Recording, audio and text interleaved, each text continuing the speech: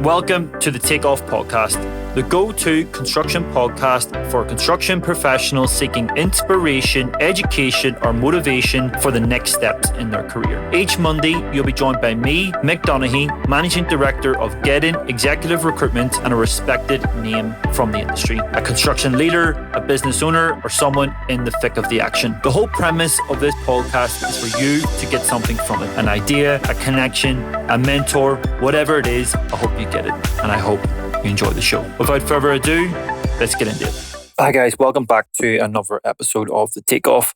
On today's episode, we're actually going to republish one of our previous episodes that we published back in 2021 with David Madden, founder of MBM, one of the most successful quantity surveying and commercial advisory businesses across Australia. David is an exceptionally humble, charismatic visionary for the construction industry. And this is an episode I really enjoyed. To push this out there for anyone that may not have listened to it back in 2021, there are so many excellent different types of learnings and opportunities to take from this. So I hope you enjoy it. David has over 30 years of experience in the construction industry as a quantity surveyor throughout Australia. David is the founding director of MBM, a leading Australian quantity surveying consultancy headquartered in Sydney, Australia. David's experience includes building and leading a successful quantity surveying business, as well as cost planning, procurement, and expert witness for the NCIT and the Supreme Court of New South Wales. It's a pleasure to be joined by David on today's show. Thank you for joining me, David. How are you? Yeah, good, thanks. Thank you very much, Mick, for having me. Thank you for taking time out of your busy schedule. David, to start the podcast off, we like to start with a specific question. So we believe that you can't improve what you don't measure. So how do you measure success, David? I think measure success to the people you surround yourself with. Mm-hmm. I think if you offer a quality service and you're a quality person, then you'll be surrounded by those and you'll be attracted to and quality people. Yeah. Which leads to, repeat, when we talk about in business, to repeat clients, and we talk about personally to successful personal relationships. I think that's even more prevalent as well throughout the last 10 to 12 months that we've all experienced. Like if you have good people around you, I typically think you can pull yourself out of a bad situation, where I know a lot of businesses have had maybe a bad egg. They say that a bad apple can spoil the bunch in many respects. So I think that's you've hit the nail on the head with that one, David. I think you got to surround yourself internally in the company with people you trust and people that trust you. And I guess externally, those that that are after your best interest, and you're after their best interest as well. So how did you get started in the construction industry, David? I guess if you go back when I was in year 10, when I was about 15, I was keen to be a carpenter. I've always been interested in construction. One of my older brothers is a chippy, and he remains so. Started his own business when he was 19 after leaving school in year 10, and that was something I was interested in. I was living in Orange. I went to a couple of interviews, and if you know me, I'm not a very big guy. I'm quite small and slight, or was slight.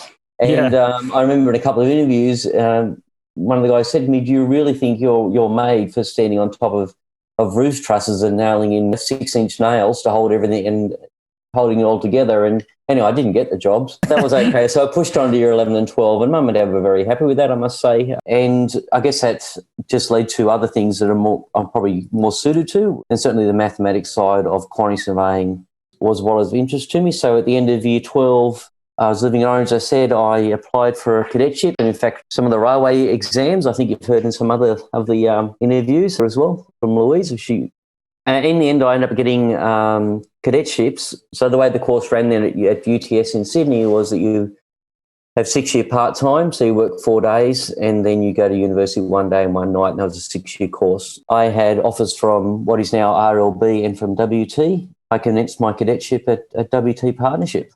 So travel from the country to the big smoke, as we used to call it. Yeah. And that was quite a shock to me, coming from a small town, actually a large regional town in Orange of 40,000 people to Sydney.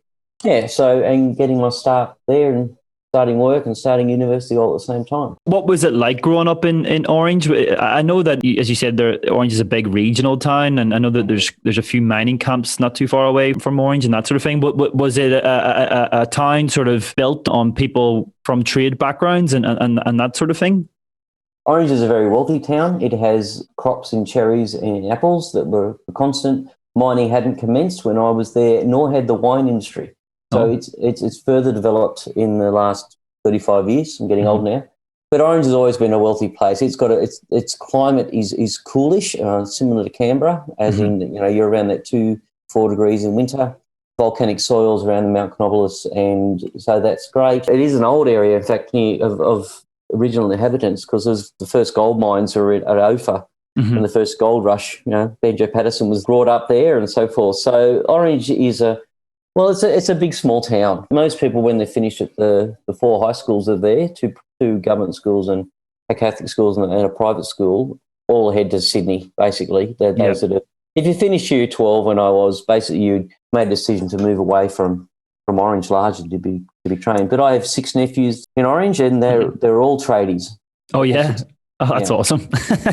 It's good to see the trades aren't dying out as well, not in its entirety anyway, because it's so important that we get good tradespeople to deliver the projects that you're quantity surveying for and cost planning on and that sort of thing. I've still got a great love for the country New South Wales. So we do a lot of regional hospitals, and now moving on to regional schools and other shopping centres and things that, we're always looking for projects that are regional New South Wales and in regional areas generally. I was showing my wife some photographs of Orange last week, actually, because it's getting pretty hot in Queensland at the moment. And I was like, I wonder what it's like down there. She's from New Zealand, so she likes the cold as well. But what was the first construction project that you worked on, David? Can you remember it? So at WT Partnership in 1984, they were constructing, or part of the construction of Grosvenor Place. It's a Harry Seidler building down the end of George Street, shaped like a football, very famous building. It's been refurbed many times, and I think I've put numerous fit-outs in that project. Steel structure, precast facade on a very interesting building. Well, I would go there one day a week as a cadet to file that. We had WT had 3 full-time quantity surveys on that project. Very different to these days. So my job was to file the drawings and just go through just general admin for them, any photocopying they had for that day. But what I was able to do every morning when I arrived, at any time I wanted to really, but what I would do when I arrived is actually to go up the core and look at it's a steel frame building after a jump form floor, and to see people actually being driven up on the crane, walking along steel beams with no protection at all. It was a fascinating insight, and it's quite a tall building for those days. I think it'd be 50 stories and a fabulous facade, and probably Australia's most famous architect at that time, and maybe still, in Harry Seidler. So it was a fantastic experience for me in looking into that, the way that works. So sort of curbed my interest in big buildings. It's great to see that your careers went full circle, and you've still had some part to play in the maintenance and development of the building over the years. What were those first few years like for you, sort of starting off as a cadet at that time? Trying to remember now. It was interesting times. I mean, you're largely before computerization. So we had probably 4 main tasks. One was called reading over, where we had in the bill of quantities section, the measurers would write descriptions on paper and do all their measurements by scale rule and by hand. This times this times this. And the reading over portion is where we would sit with a senior quantity surveyor, and that was his job. He was the chief reading over. The descriptions will be typed into a bill of quantities by the typing tool. There's 4 ladies, and they were typing into word processors. And our job as reading over was to say, class 2 formwork with 3,200 millimetre high, square metres 15, extra over for filleted ends, meters, whatever else, and then ditto. So then we would read over for the morning or the afternoon, depending on which shift you're on, correcting the descriptions and making sure the quantities were correct. It's interesting how, at the time it was hard going, but in hindsight, we learnt all the description, what makes up a building, by just reading over, the plumbing sections and the reinforcement sections and everything else. We would then spend at least 2 hours in the comptometrist section, where you use basically a calculator to do all the dimensions, 5 times 3 times 0.3, and that'd be then rechecked by Pam in that area. And then you do photocopying and binding. And in the afternoon, before the advent of couriers, we would go and Shane Taylor and I were cadets at the same time. We were both first-year cadets. Mm-hmm. And we would go and deliver the letters. Oh, really? Give them to all the architects' offices. And again, I thought, this is interesting. For me, we both went to Orange High, Sydney at the same time.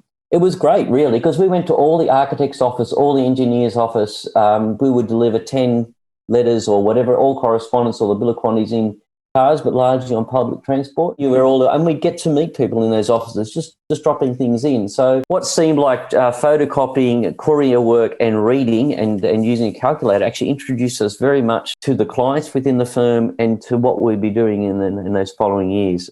But I know cadets now, we have cadets, our cadets just starting next week, and they'll be measuring in Costex ceilings and carpets and getting buildings almost straight away. I don't think we actually started measurement really until second year. Oh, really?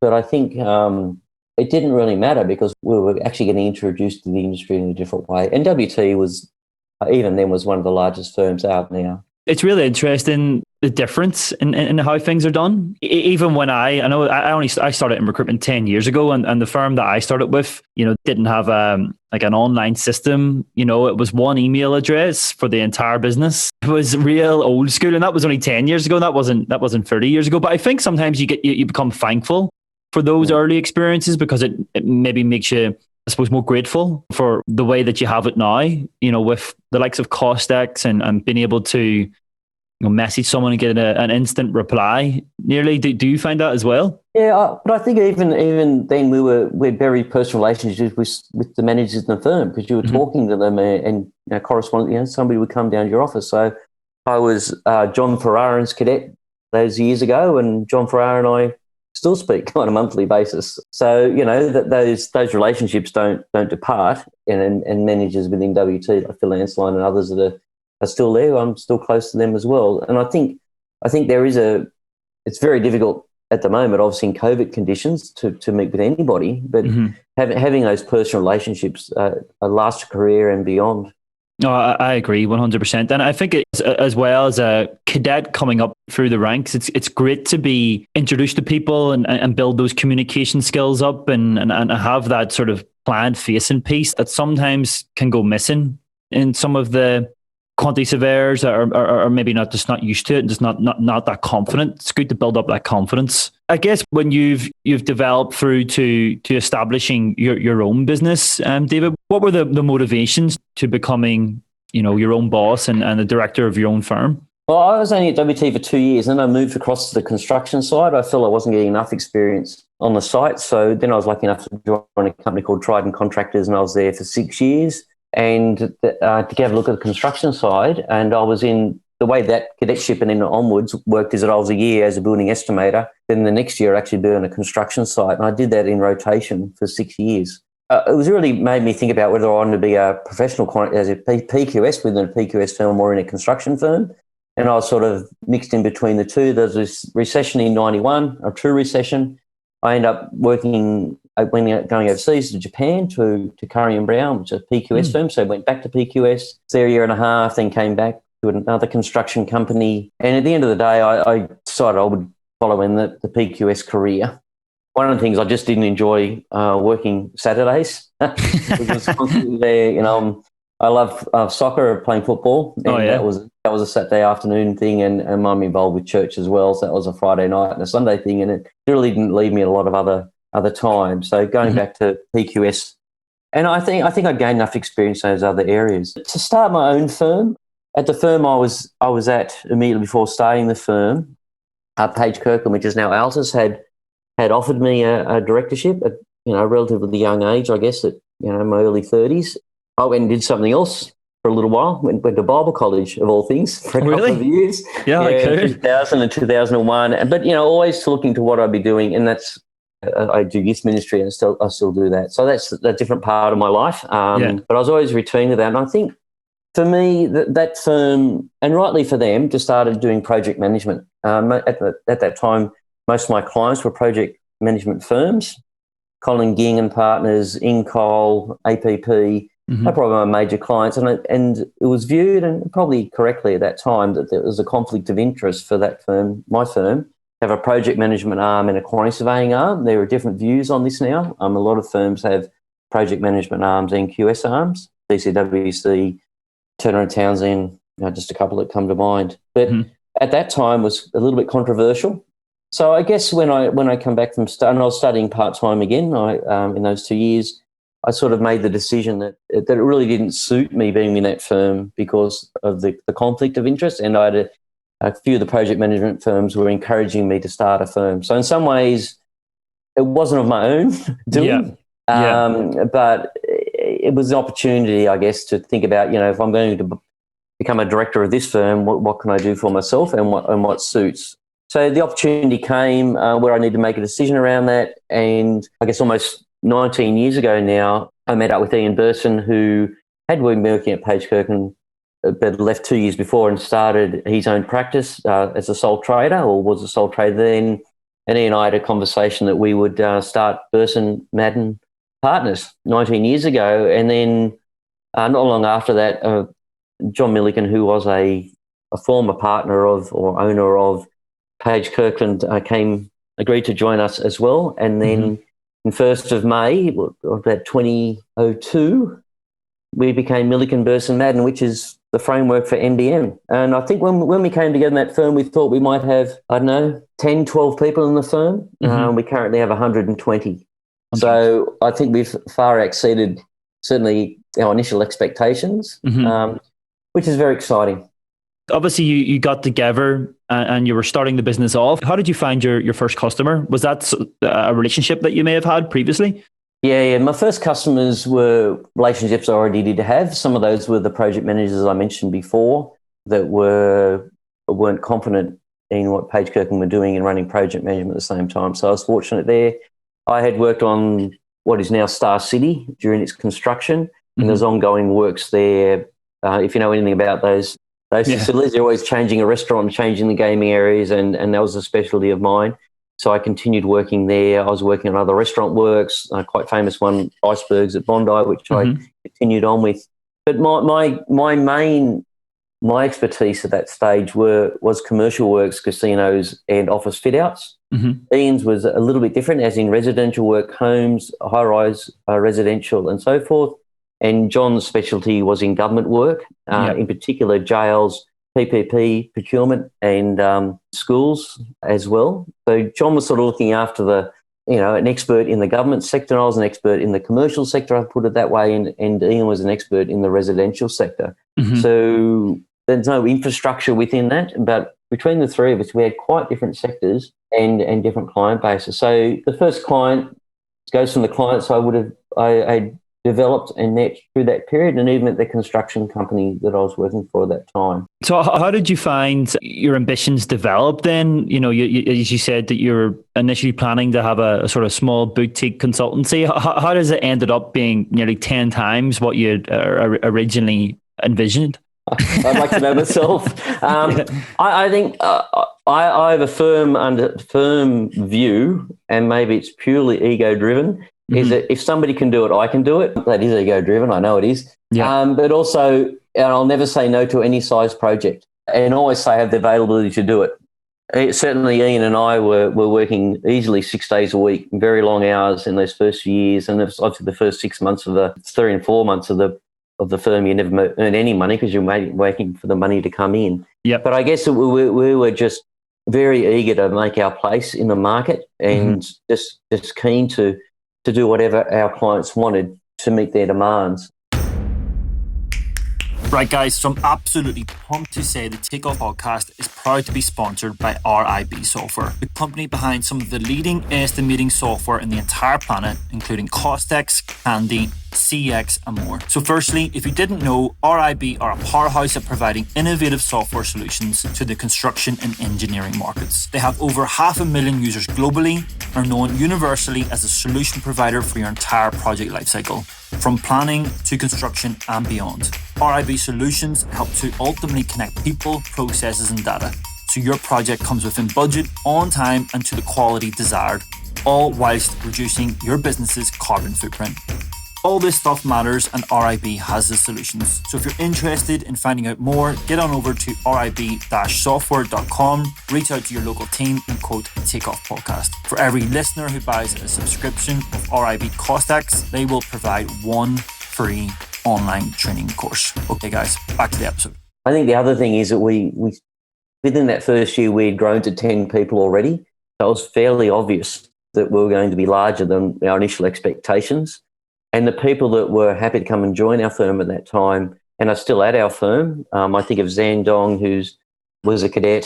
He's been an owner of the firm for 10 years. Paul James, who's an owner of the firm now, and then continued on. In those very early couple of years, we were lucky to employ very good staff, and they came on to be co-owners and directors with me. So I think it's the quality of the people that we've been able to employ, and the quality of our culture, which is always hardworking, which is always the client comes first, which is always focusing on quantity surveying above all things. Just to unpack that just a little bit, David. So with regards to hiring good people, do you have any tips for what you typically look for? I have a very narrow criteria these days. I think being articulate is very important. I think increasingly with digitization, and I've been told for 30 years that a computer is going to take over my career because it can measure all the quantities. I hope computers do take up the measure of all quantities. I mean, that's not the task at hand as a quantity surveyor. A quantity surveyor is about getting the best outcome from a client contractually and value management. By the time the drawings are fully developed and able to be measured, our job's already been done, and we've either given the wrong or right advice coming through. So my primary thing, what I'm looking for, is people that can relate to other people, people that can talk to people. This is the young guys, I guess, young girls, particularly the girls, that they're articulate and can explain themselves well and can deal with inner team within our firm. And we work within construction teams. We work within design teams. So we've got to be able to get on with people, but also have specialist knowledge. I think so being articulate and interested in the industry, they're the two things I primarily am interested in. And then from there is a raw intelligence that you need. I think a good memory, a lot of rates and other bits and pieces, but also mathematical ability. I think primarily the people are looking for us to be the financial managers, and the ability to use the software and even simple things like Excel spreadsheets and being able to just look at something and understand how percentages work and how numbers work. Being numeric is important, but increasingly as I move into expert witness work over the last 5 or 10 years, the literacy side of things and being able to write something which is coherent. Yeah, I'm sure there's that as well. So if I'm looking for cadets, I'm looking for, if somebody's been a school captain or something similar to that, or representative council or debating, that speaks to a specialist ability with articulate, the ability to speak and the ability to get on with people. And not everybody has to be leading something, but I think that is an important skill. And if I see they've done a high level of math or English, which shows an application, and done well in it, shows an application and dedication to study and to set their mind and concentrate for long periods of time. That's not universally true of who comes through our practice.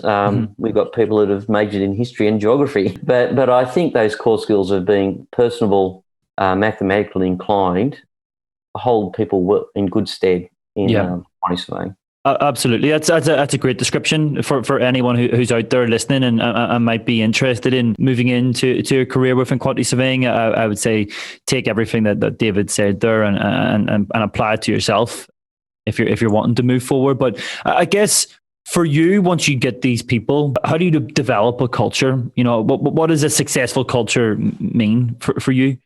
Successful culture means to me people can freely speak their mind and ask questions and expect them to be answered in a reasonable way. I think being open, communication and honest is primary to building a good culture. In MBM, culture has meant that we've always been in workstations, never in offices. The person sitting next to us as directors is often a cadet or a young employee. The directors don't all sit together and never have.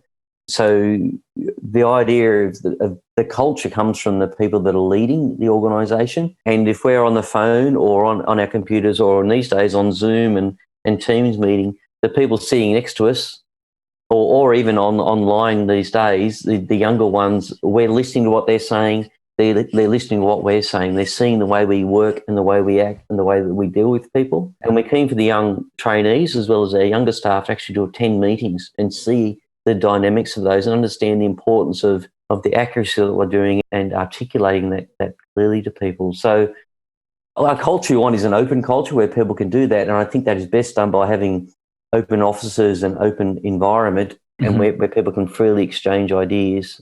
That doesn't mean there's necessarily one personality type that suits that either. An extrovert and outgoing, we have many introverts. You find your own way through your personality type to do what has to be done. But a primary around all of that is dealing fairly and openly with people. And I think you should expect that back if that's the way you're dealing with things. It's a great description. I'm speaking to someone recently, and they told me about a business that they used to work for that was struggling with culture. And one of their ways that they tried to improve their culture was by offering each staff member a free massage every week. And I kind of thought that was the weirdest thing ever. I thought that, for me, culture isn't really about that. It's about, as you said, somewhere where you can feel open, where you can ask questions, where other people have time for you, where you can learn and develop and grow. And I think that's been one of the great things about COVID in some ways, that what do people actually want now? A job security, somewhere where they can develop and learn, and those sort of fundamental things, rather than the beanbag culture. Those things that are harder to define in many ways. So I think that's a great point, David. But if someone's joining your team, what are the three non-negotiable characteristics that they must possess? Do you have anything that you'd say these are the three things that we need?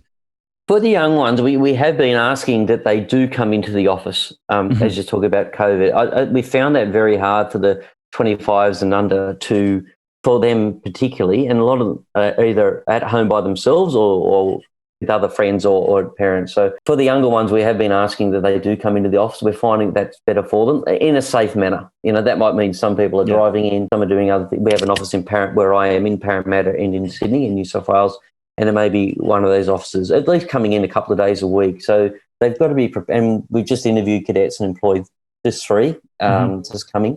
And one of those things we have asked that they're happy to come into the office. We find that they will need to do that to basically talk to what you talked about, the culture, but also for the training. Yeah.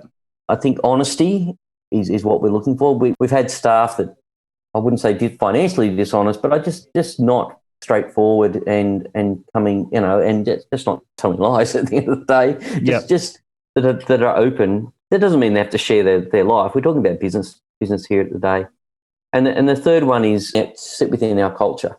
Yeah. And some of that is rigid regarding, timesheets, turning up on time, being available for meetings when required, and being presentable. I think just wanting to be part of an organisation. I'm not a lover of people building their personal brands, which I hear a lot of these days. I think they need to sit within our brand, so to speak. That will build their personal brand, I believe. But I think if you're joining an organisation just so what you can get out of it, I think you've got the wrong idea of what a career is about. It's what you offer. Yeah, I think it's extremely difficult to. Well, in my opinion, there's a personal brand, then there's like an online personal brand. Personal brand to me is, what do your customers say about you? What do your clients say about you? That's brand. If your customers are saying that you're awful to deal with, but you have this glossy online brand, like that doesn't stack up, But I definitely agree with that, and I think it took me about 4 or 5 years in recruitment before I'd even felt confident enough to write a LinkedIn post. So it takes a long time. But I guess on the other side of that, you mentioned the cadets.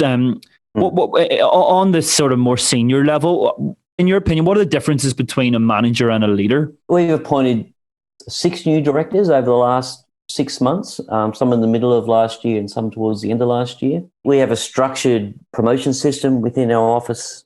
Certainly part of those at a directorship level and a leadership level, it is to do with the ability to run projects, run revenue, find clients.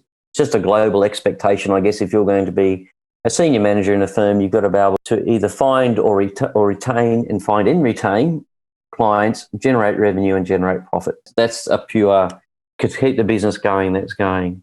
But underneath that, you need to be able to retain the staff. You need to be able to train those staff and bring staff through.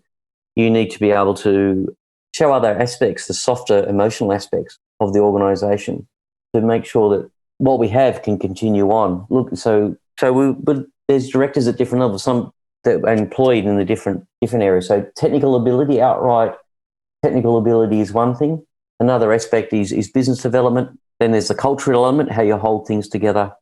And then there's just the overall wherewithal that somebody might have, which may include financial resources and other resources. Certainly buying an organisation like mine, you need to have that or a way of streaming that. But guys, I'm interrupting this podcast today to give you some information to what I actually do every single day. So I own and operate a business called Get In Executive Recruitment. We're a specialist boutique recruitment company, and we specialize purely in the pre-construction and commercial construction markets globally. We're really well known and respected for our work in estimating, cost management, quantity surveying, and contract administration. Because we're hyper niche, we don't have millions of candidates. We don't really even have thousands, but more times than not, we have the right candidate for the right job at the right time. Unlike a lot of recruitment agents out there, we are super experienced in what we do. We understand the market, we understand what makes our clients tick and our candidates tick too. Each and every single assignment we work on undergoes an extensive executive search process. It's robust and it works 100% of the time. We've also got a team of 5 researchers who map our markets out globally within our niche. They're amazing. They allow us to work fast, which saves our clients time and money too. So if you're interested in our process, drop us a message. Now back to the episode. Our leaders are all different types, but I think we generally find all of them retain their clients. They retain their clients through excellent service, good knowledge, and being open with them and being able to work within teams. So they're very varied, the leaders within our organisation. They're singularly focused on the client getting the best service they possibly can achieve. That's sometimes not always possible given fee barriers and also the stop-start nature of projects, and COVID's taught us that, I guess. You can offer the best service, but the project's not going ahead, then that's just the way it is. You need to look elsewhere. I think the other thing is we're not into specialist staff, so specialists in hospitals and a specialist in schools or a specialist in workplace. We want well-rounded quantity surveyors and well-rounded people. So we prefer people working in different sectors and having worked in different sectors, government and non-government, and the different levels of government, as well as in private clients and commercial clients. Because as we move through the construction and economic cycle, those people with a greater wealth of experience and the clients will move to different sectors and they need to move with them. At the moment, obviously, we've got a lot of pump priming through government bodies, particularly in New South Wales government where I am, and in other fields, in infrastructure and in building. If we'd solely focused on commercial buildings and workplace, we'd be in a pretty bad spot. We do commercial buildings and fit out, and thankfully they are coming back, high-rise residential. But if the person only has experience in those areas, as a leader as well as an individual, very limited in employment prospects and their ability to generate revenue within our organisation. Did you find that you or anyone in the business may have struggled or learnt more about themselves over the last 12 months in terms of leadership? I know for me, it's been a big eye-opener in many ways. Yeah, I think so. I think the strength of your team and what you were doing and your clients, helping them to themselves to move into different sectors. We have a number of project managers and architects who weren't in certain sectors, and to help them migrate into schools work, in particular, has been good for us to cross-pollinate experience and work on our experience. So it's been interesting to normally we're doing the calling around of trying to find work and what people are up to, but we found that in a bit of a reverse because of our experience in the government sector, that project managers, architects, engineers have been contacting us to find out who to speak to work in those different sectors. You don't think you're a leader in a particular area, but until you become a leader in a particular because the way things have worked. I found working on through VC, video conferencing, has been quite interesting. That has actually allowed some of our staff that are more, I suppose, not as confident in face-to-face meetings. I think they've found VCs less confrontational for them, and they actually have shone through that. And now we're returning and starting to return to face-to-face meetings. I can see that their confidence has improved because they don't feel as intimidated in a boardroom, and I think that's particularly true to some of our female staff. It's give them more confidence they can contribute to a meeting because they'll have their own space. There's more rigidity I'm finding in VC meetings, so people can speak and only one person can speak at a time, but it allows a bit more space to shine. So we've found some new leaders, and none of our leaders that were leaders have fallen aside either. Yeah, so it's been a good experience. I think we're going to be mixed mode, at least for 2021, on how that works. And also how you work as a team. We've had a couple of sessions where all 120 people are online, or as best we could. And then others within our individual team. The individual team for us is normally 2 or 3 people, and larger hubs of 8 or 10 people, and then working through that. So different sizing of those teams, the way we've structured those teams has changed as well in this period. For you then, as an individual and a director and leader of a business, what does a typical day look like for you? Is there such thing as a typical day? I get up the same time every morning, to Sunday, 6:30.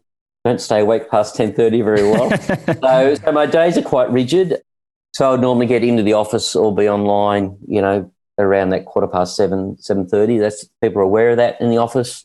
They want to grab me and say they're going to be at 7:30, 8 o'clock, 8:30 before meetings start, and I'll have phone calls coming in from clients at that early time as well, if I'm driving in or whatever I'm doing. There's Mondays and Fridays have less meetings, so normally they're days where I call it closeout Friday. For anything that's been sitting around on my list or anybody else's list, from lunch onwards, we just clear the decks. Whatever hasn't been finished or finalised goes out. So that would normally be a Friday, just getting rid of everything in preparation for that. And Tuesdays to Thursdays is essentially back-to-back meetings, which is actually much easier with VCs. Do you find that, obviously you mentioned it's good in a team perspective, but with clients, are they engaging much with you on VC? Yeah, they are. In design meetings, we're finding design meetings have more people at them, and so that's that mixture. And I think it's easier if we haven't really done that. It might be a phone call and we'll say, let's just switch across to a VC, and I can present a cost plan or drawings or whatever I've done. But we're actually finding dynamically it's much better. That's for cost planning work and maybe progress plans. When I move to expert witness work, talking to a lawyer or somebody else and calling up the reports and actually showing the stuff, it's actually some of it's much better than actually being a person-to-person meeting. And I think we've all got used to using the software. Yep. Much better, and just generally how we file things. So I think that's been okay. So it's normally pretty frantic. Yeah. And an average week would be 60 to 70 hours a week. So that would normally mean that, I'm involved, I train kids in soccer as well as I've got 4 kids, everything else. So sort of everything goes everywhere for me, and I mix that time up.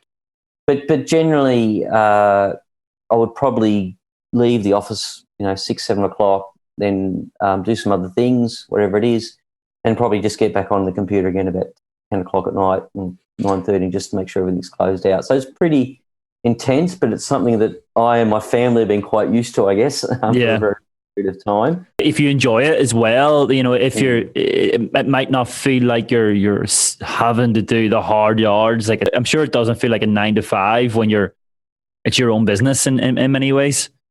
Yeah, that's true. But I think there's a lot of demands, but you've got to mix that between. I just call my days normally blended time, and they're blended between football administration, church stuff, life. It's just what you fit between everything else. I think just spending time with staff and others, just reviewing the work that they have. Yeah, it's pretty varied. Normally I'm in the Sydney office 4 days a week and the Parramatta office 1 day a week. Parramatta office is where I do largely the expert witness work, so that takes up a day just in that office with those people. So it's pretty varied, and I still find it very interesting. It's awesome to hear. And I guess, obviously, I know that you've got a really busy week and you do a lot. Is there anything that you would recommend for anyone out there that can help sort of fight, say, fatigue or stress or burnout? Because I know that mental health is a big issue within construction, and something that I want to try and maybe help with this podcast. If there's any advice that you could possibly give for anyone in that type of situation? I think having interest outside of your work is primary, and strong relationships outside of work and even inside work. So I've had a couple of mates that are, run accounting. One guy runs an accounting firm, another guy runs a building firm, and other people that are just aren't working at all, actually, retired. And I meet up with them and talk to them, every second day or whatever else is going on in their life. So taking that outside of it, I find for me something as rigid as soccer training, doing that, coaching kids, I mean by that, a couple of times a week, that takes me out of the office, ensures I'm on a soccer pitch by 6:30 or something like that for a couple of hours, running around just chatting to kids and the other coaches. So it's a different part of my thinking. And as I said before, I'm involved with church life at the end, run the finances and so forth at my church, but as well as a Anglican church holistic thing, looking after the general funds the whole church has. I just think those different people and talking about different things, it's interesting to me. It refreshes my mind. Kids as well, which we're involved with different sports with them, and two of them are at university, and just looking at what they're doing regarding accounting and economics and what they're interested in. I think just being interested in other people's lives takes some of those stresses out. Yeah. I think also if you're struggling, I'm not immune to this. My father is actually bipolar, so I'm very conscious of that. At my age now, I'm just turning 55 in 6 weeks. My dad actually was medically retired because of mental illness. So I'm very grown up with that. But I think you could tell when Dad was having a tough time, and it's a very hard conversation. And I'd ring up Dad. Dad's still in Orange, and I'd ring up Dad. How you going? So I'm a bit down, but I don't think I'm feeling suicidal. Like it's a very leveling conversation. Unfortunately, don't suffer what Dad suffers from and continues. Dad's now 84, so but it still suffers with those ups and downs, which you do with bipolar. And within our office, we've had many cases of people suffering from mental illness. The primary thing about that is you're not alone, and being able to talk about it. We do things in the office to assist with that, and obviously there's official days. But I think the main thing is to really know your staff well and to know yourself well. Yeah.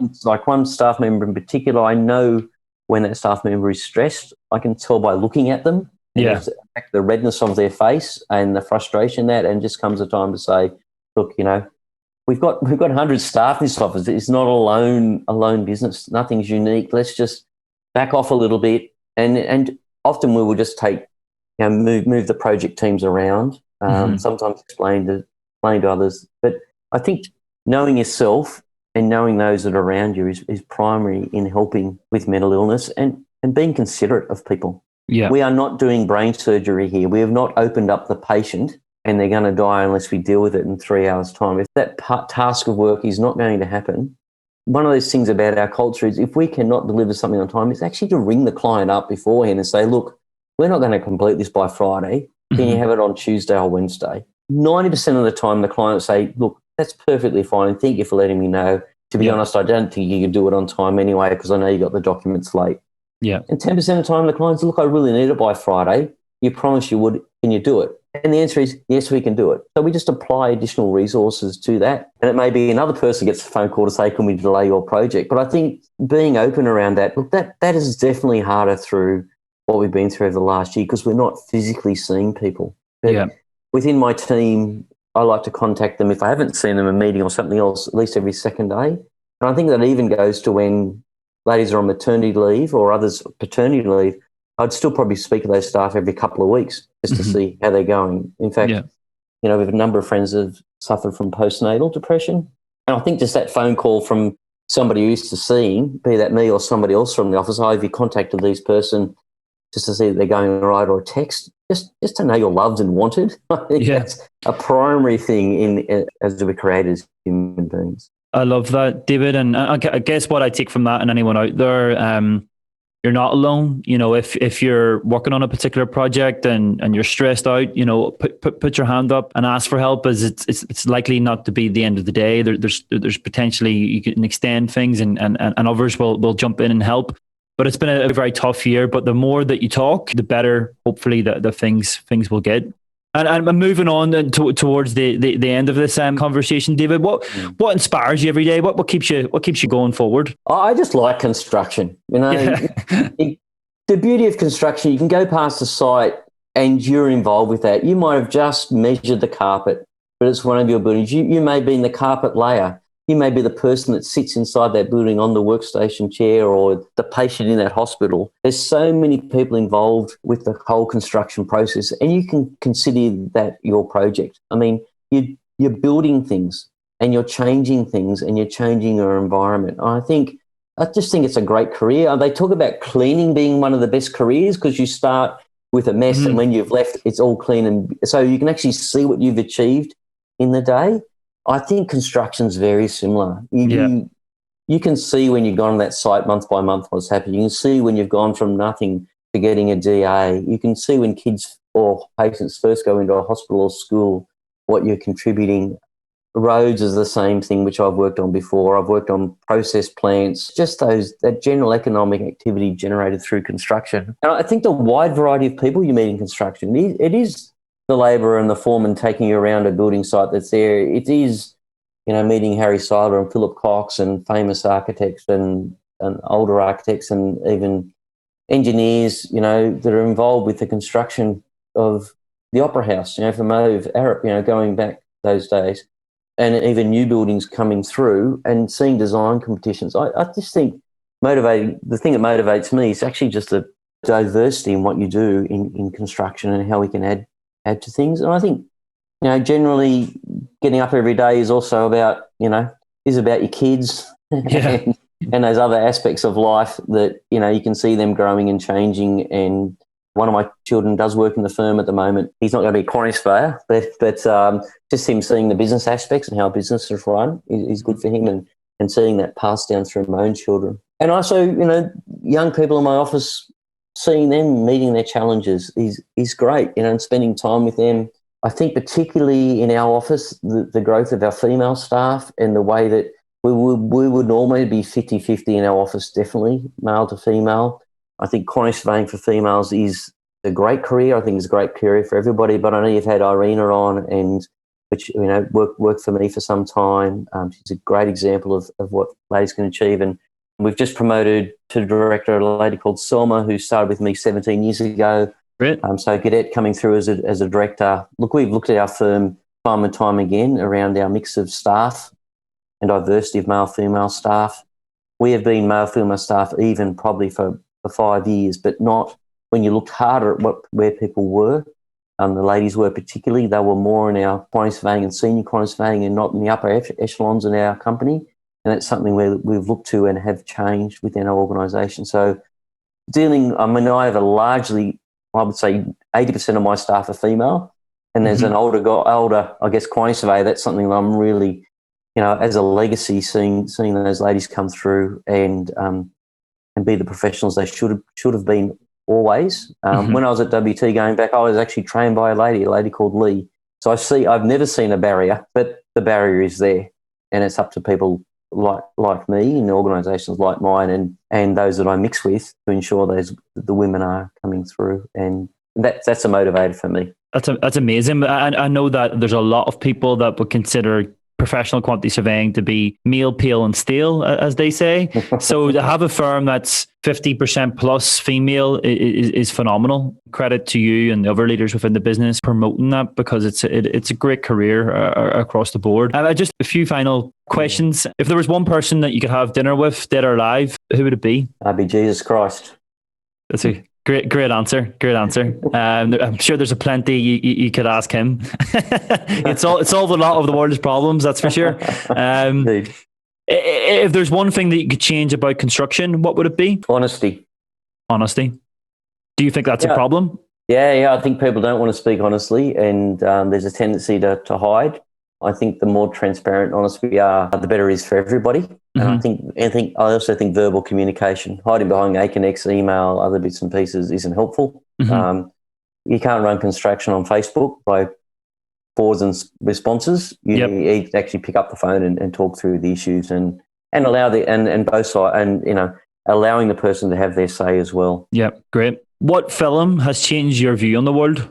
Or book, or they're largely films to do with the Second World War and I guess the Holocaust. I think they've made a big impact on me. My mother-in-law is a Holocaust survivor, Hungarian Jew. So Boy in the Striped Pajamas, all through any war movie you've ever seen, I love that kind of stuff. And having spent time in Budapest, my father-in-law is Austrian, Salzburg. So again, annexed by the Germans in the Second War. I really find that kind of stuff, and I think that speaks to a compassion and a non-compassion around that. Ian Burson, who I started the firm with, he's a South African and Jew, and has relatives again that passed away in the Holocaust. So I think those films that touch on those topics of the way you deal with other humans and the way you singularly are responsible for the way your community treats people and taking that personally, they're the ones that touch me, because I think the way we deal with individuals is the way we deal corporately as well. I completely agree, and I love World War II history. One of my favorite films is The Pianist. I don't know if you've seen that one, but it's a truly humbling story. What's one thing that you're looking forward to within construction moving forward on a positive note? Is there anything that you're looking forward to? Yeah, I think we are really making bounds now on ecological issues. I think what we're doing with air conditioning and how we go about that, which is larger use of energy, is interesting. Talking about base loads in power, I think we've just got to change. I'm reading a book at the moment about what's called faster, higher, farther, the way that Volkswagen had all the diesel engines and putting out particulars and doing the wrong thing. We are doing the wrong thing in so many areas corporately, and we're doing the wrong thing in the way we're building some of our buildings at the moment. And we need to change that quickly. Residential construction just hasn't changed in any time that I've seen, and we need to. In fact, we've got putting more air conditioners in residential homes than we ever have, and not thinking about it at all. And the challenge around, which I'm heavily involved with hospitals, which is 24/7 AC. What can we do in those areas? We know that more fresh air is needed. It's better for patients. We know from COVID conditions what that means. So I think moving forward, that's something I want to be more involved with. Unfortunately, the day-to-day humdrum of what we do, we don't sit back a lot and think about that. And I think that's something we need to reflect on. I think quantity surveyors have a lot to contribute in this area. So that's something that can be improved on, I guess. Yeah, definitely. Fantastic. What makes a great quantity surveyor? And this is to wrap up the show. I think a great quantity surveyor, I think they've got to know that. I think they've got to know how to build, know about construction. You can't offer value management. You can't offer a one-to-one basis talking to an engineer or architect or fire engineer if you just know nothing about it. I think you've got to understand the construction and how that fits, how that discipline fits within the overall complex nature of construction. So I think knowing how to, just the pure basics of how a building is constructed, how a road is constructed, just knowing that pure knowledge is invaluable to a quantity surveyor. If you understand how anything works, you're going to be more value to somebody. Beautiful. Well, thank you so much for doing this today, David. That was fantastic. You give so much advice and clarity around things. So I really appreciate that. Before you go today, guys, I'm just going to ask you to do one thing. Can you please go to Apple right now or Spotify right now and just give us those 5 stars? Hit that 5-star button. It makes such a difference you wouldn't believe. The whole idea of this show is to inspire, educate, and motivate our listeners. And we only do that if we're getting the best guests. The best guests want to see data. They want to see information. They want to see how many listeners that we get, and so all of this stuff is really, really important. So if you can just literally go and do that today, if you enjoy the show, just go and hit that 5-star button. It makes such a difference. I hope you've enjoyed the show. We're going to continue to push this out there every Monday, so if you can, hit that 5-star button, and if you can't, even share it with a friend. Go on to WhatsApp, flick it on to your crew. Guys, thank you so much for listening. On to next week.